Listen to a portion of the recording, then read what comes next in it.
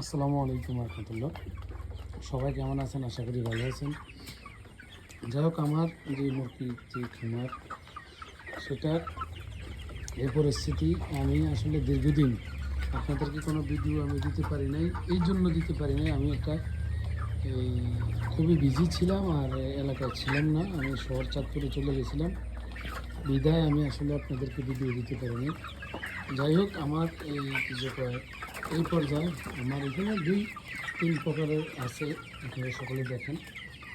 এই মোটামুটি ওষুধ থেকে মোটামুটি একটু সুস্থতা হয়েছে, আপনাদের দোয়া, সকলে আপনারা দোয়া করেছেন, বিদায় সুস্থ হয়েছে, যাক আলহামদুলিল্লাহ। এই আরেকটা রোগে একটু করছে, ঠান্ডি রোগটা অত্যন্ত বেশি, যে ঠান্ডিটা ওটা অত্যন্ত বেশি। এই যাই হোক, ঠান্ডি রোগের জন্য আমি ওষুধ ডাক্তার এনেছি, আনাতে ইনশাল্লাহ এই মোটামুটি এখন মোটামুটি সুস্থ আছে। সকলে দোয়া করবেন যাতে আমি ফার্মটা নিয়ে সফলতা অর্জন করতে পারি।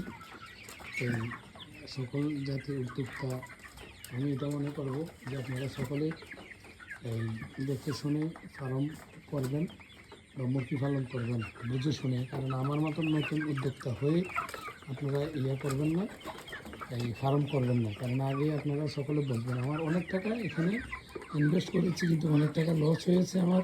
তারপর আমি মনে করি আলহামদুলিল্লাহ এখন যা আমার আছে তা যদি আপনাদের দোয়া রক্ষা হয়, আপনারা সকলের সহযোগিতা যদি টিকে যায়, তাহলে আমি মনে করবো যে আমার যে ঘাটতিটা লসটা হয়েছে সেটা ইনশাল্লাহ এসে যাবে।